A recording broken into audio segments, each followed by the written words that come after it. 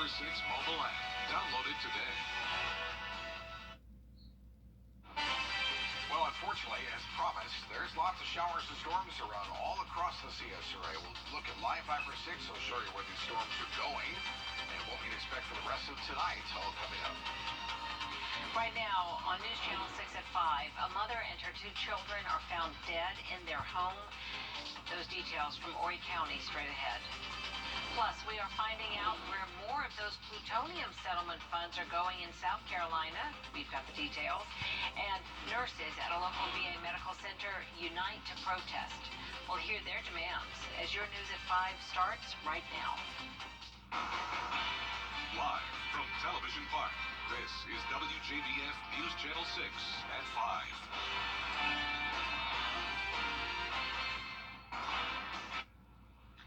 Good evening, everyone. I'm Jenny Montgomery. Thank you so much for joining us tonight. We will get to those stories in just a moment, but first, Chief Meteorologist. All coming up in just a few minutes, Jenny. All right, Tim, thank you very much. Coverage you can count on continues in Horry County, South Carolina, where a mother and her 2 children were found dead inside their home. 42-year-old Laura Moberly, 11-year-old Eric, and 8-year-old Emily were all found dead after police were called for a welfare check. The coroner's office believes the shooting happened around 6 o'clock yesterday morning. There is no threat to the public. We now know the name of a man found dead in a submerged car in Lake Thurmond. The victim is identified as Thomas Arthur Berry of Grovetown. He was found at Clarks Hill Recreation Area. This death is being investigated as a homicide. A suspect in the 2019 murder of Rami Williams is behind bars in Richmond County. Vina Shelton is charged with murder in Williams' death. It happened in February of 2019. Investigators say his roommate found his body in an apartment on S.E. McIntyre Boulevard. Rami Williams was shot at least once and died on the scene.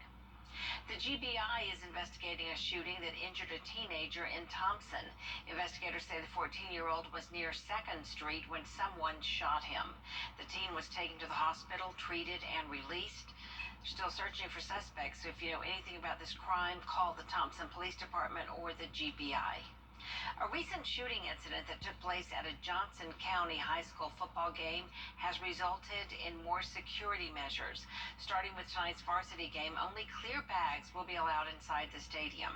If a fan leaves the game, they will not be allowed back inside. Law enforcement will be present, and the district has added technology, including metal detectors, to help keep people safe. Yes, the militaries will be at the very opening of the stadium. We have a single entry point that we're going to have, so everybody's going to come in the same way. The superintendent is also encouraging parents to go with their students to the games and supervise. Former Augusta District Attorney Natalie Payne is facing a possible 6-month suspension from practicing law in Georgia. That's the recommendation of the State Disciplinary Review Board. It's regarding how she handled a murder case back in 2017 when she was Augusta's DA. Earlier this year, a special master ruled Payne did not violate any laws when handling the case, but the Disciplinary Review Board says the special master is wrong and wants Payne suspended. The case is scheduled to go before the Georgia Supreme Court in the December term. Payne spoke to News Channel 6 off camera and says she's confident the Supreme Court will rule in her favor, and she does not see the recommendation impacting her ability to continue to serve as an assistant district attorney in Columbia County. Getting a better looking at tonight, officials at the Charlie Norwood VA Medical Center are responding to a protest by nurses. The nurses demonstrated today, saying staff shortages could affect patient care. Darrenisa Jefferson explains.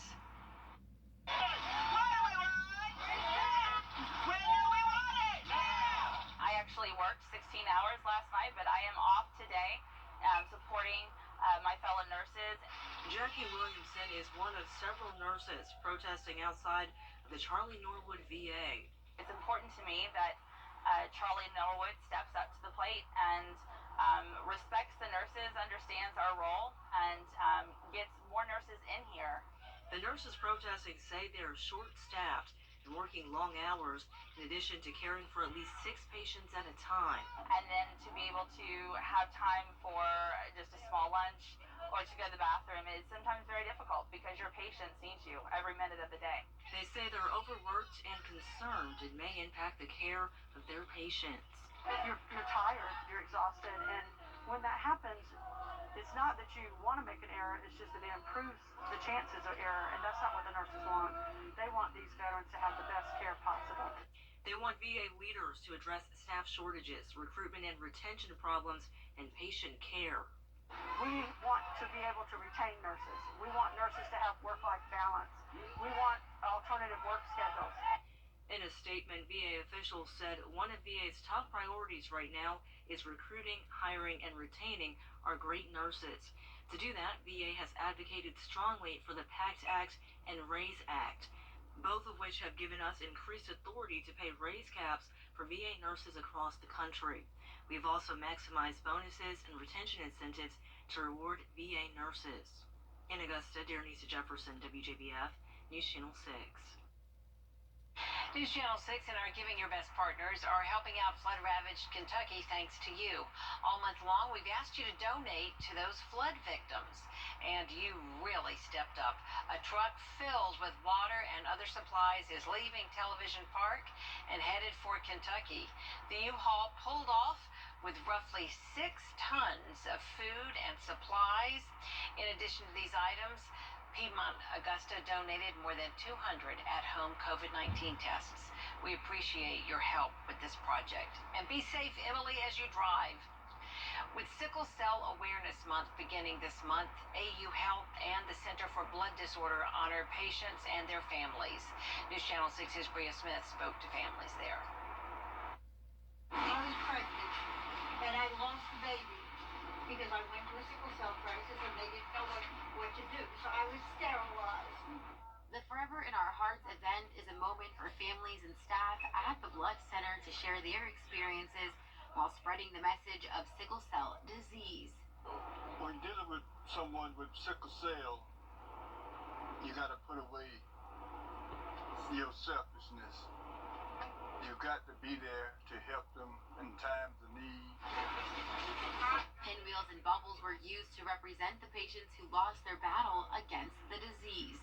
Sickle cell disease causes patients' red blood cells to be hard and sticky, and they start to look like a sickle. These cells die early, causing a shortage of red blood cells. So we have the pinwheels because we want to place them in our garden, or you're welcome to take them home with you. We ask that you place them in memory of your family member, of your loved one, of your friends. Some families have come from different parts of Georgia just to be treated at the Center for Blood Disorder. They say everyone here feels like extended family. We came from Atlanta where they had all those sophisticated doctors. We didn't know what to do with us. And I got my wife about 12 years ago. Physician's assistant Giovanni Carter says that while sickle cell is normally detected at birth, there are cases that may go further. Every once in a while, you'll find one where they have sickle cell trait or some other form of sickle cell disease. Things like low hemoglobin, pain that's kind of just not resolving, that type of thing. But sickle cell disease is not all the center does. We're looking at the whole body, so we're managing them as a whole. In Augusta, Bria Smith, WJBF, News Channel 6. U.S. regulators are authorizing Pfizer's first update to COVID-19 vaccines. The booster doses directly target today's most common Omicron strain. The FDA's move updates the recipe of shots made by Pfizer and rival Moderna that already have saved millions of lives. The hope is the modified boosters will suppress another winter surge. This provides an opportunity for people once they get boosted with the vaccine to generate antibodies that can neutralize both, original variants and the Omicron variants, but also the variants in between. If you remember, we had Beta, Alpha, Delta, etc. And so it really provides the broadest opportunity for protection against COVID-19. Until now, the COVID-19 vaccines given in the U.S. have targeted the original strain, even though the virus has mutated during the pandemic. Georgia and South Carolina are once again teaming up to take drunk and drug drivers off the road. This year marks the 31st annual Hands Across the Border Impaired Driving Education and Enforcement Campaign. State troopers and local law enforcement officers are conducting sobriety checkpoints in both states and in the Augusta area. We are 112 fatalities down right now compared to this time in 2021. So everybody working together, we are accomplishing our mission of reducing these collisions and reducing our fatalities. According to the National Highway Traffic Safety Administration, more than 30% of people killed in crashes during the Labor Day holiday weekend in Georgia from 2016 to 2020 involved a drunk driver. Coming up, airline pilots are picketing across the country. We'll hear what they're demanding right after the break.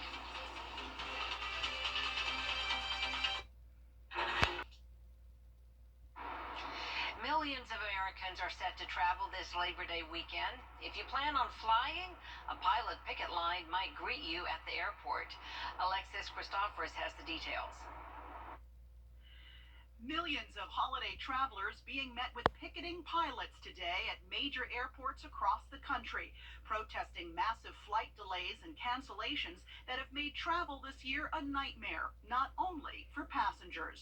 The cancellations are frustrating for the pilots as well. We sympathize with our passengers because it affects our lives as well. Pilots from Delta, United, American, JetBlue, and Spirit picketing at 12 major airports, including Chicago's O'Hare and New York's JFK, demanding management fix operational problems.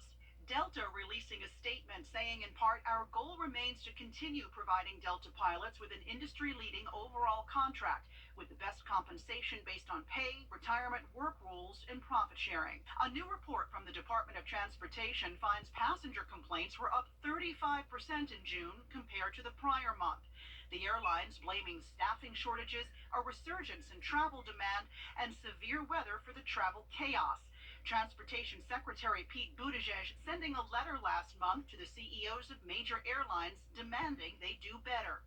Today, the DOT launching a new website that lists what airlines owe travelers for various flight disruptions, including things like meal vouchers and refunds.